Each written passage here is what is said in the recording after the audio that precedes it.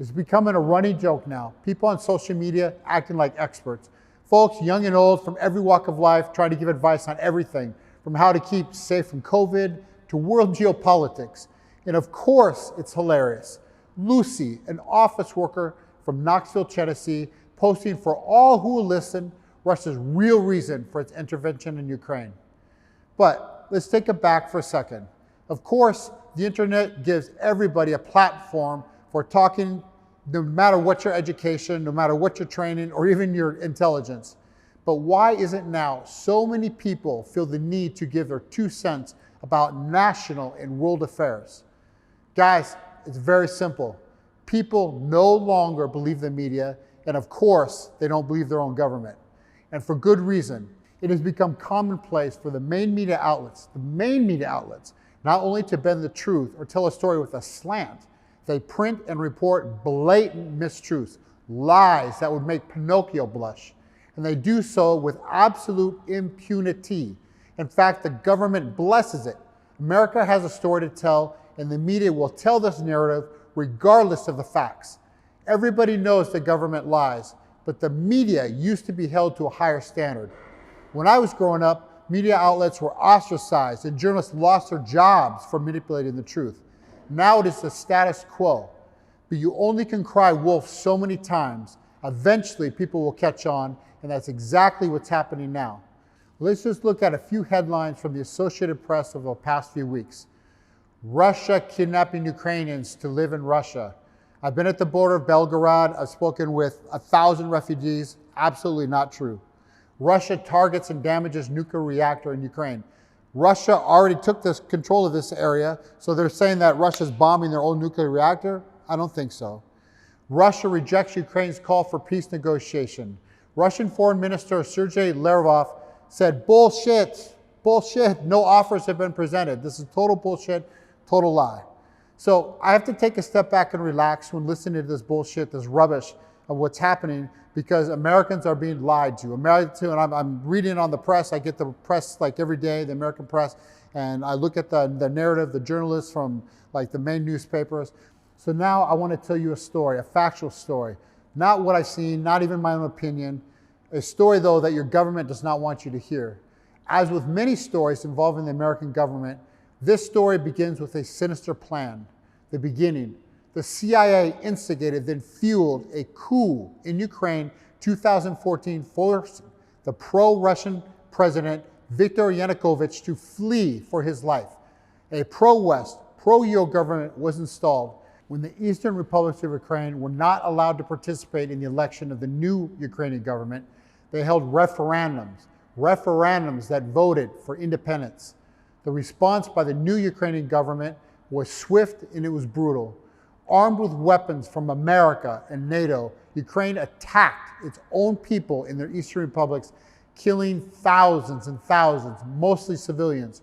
For 8 years, America has supplied Ukraine with the artillery needed to shell and kill the people in this region known as Donbass in what amounts to ethnic cleansing. For 8 years, every day, every single day, mortars have rained down upon apartment complexes, schools, the mines, grocery stores. Still unable to draw Russia into a military confrontation, America pushed the envelope further, and finally they crossed the red line. America initiated procedure to accept Ukraine into NATO and bring US and European military, including potential nukes, right at Russia's borders. Kamala Harris visited Ukraine and on national television said America would welcome Ukraine into NATO. At the same time, 20,000 additional Ukrainian forces assembled at the area of Donbass and began an unprecedented, around-the-clock shelling unseen in the previous 8 years. Russia finally entered the conflict just as Washington had wanted all along. Russia's objectives were clearly stated: demilitarize Ukraine, not allow NATO membership, and free the people of Donbass. Of course, the world knows about Russia's inclusion in this situation, but the US government kept the media from talking about the real reasons from the public. Putin's a madman. Russia wants to make Ukraine part of Russia. Everything but the fucking truth.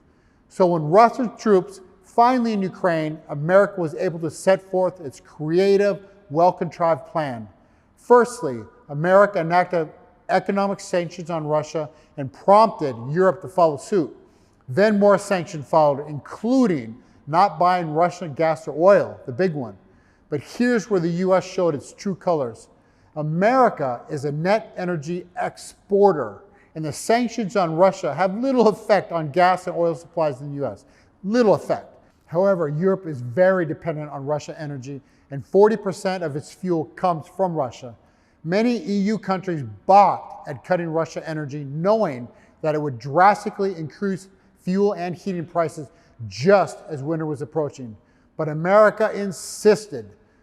England's fuel prices rose 80% in 1 month. As European countries' commitment to these sanctions against Russia started to waver, the Nordic pipelines Russia used to supply Europe with natural gas were mysteriously sabotaged, and now they're unusable. America was the only country with anything to gain by the destruction of these pipelines.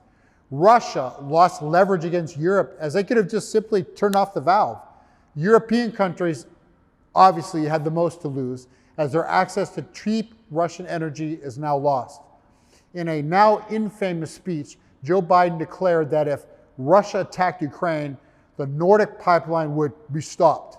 Well, lo and behold, that's exactly what happened. But this is not the end of the story, at least not for America, at least not for Europe. Europe is now entering a recession and not having enough energy for people to heat their homes. Europe has become desperate for natural gas. In comes the United States to up production and sell to Europe. What will we do without Big Brother? But at 4 times the average weight. Yes, that's right, 4 times. Europe was forced by the US to sanction Russia and stop importing fuel. Then the pipeline was destroyed, making Europe unable to import Russian gas.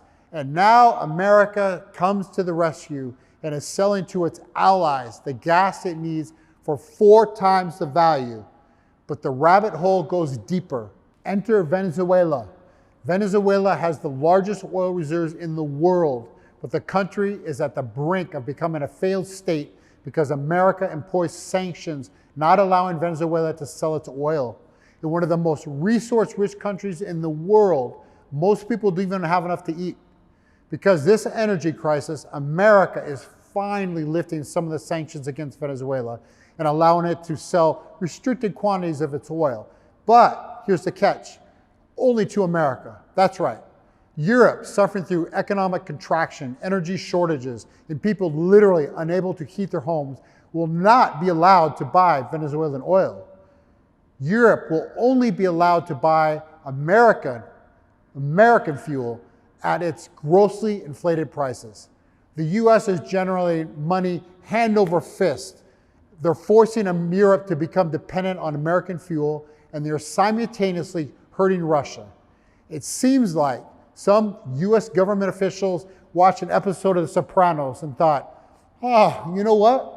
This is a good idea. This is like great, but let's do this for real on a global scale. You can't make this shit up. Do you still think America doesn't want this war?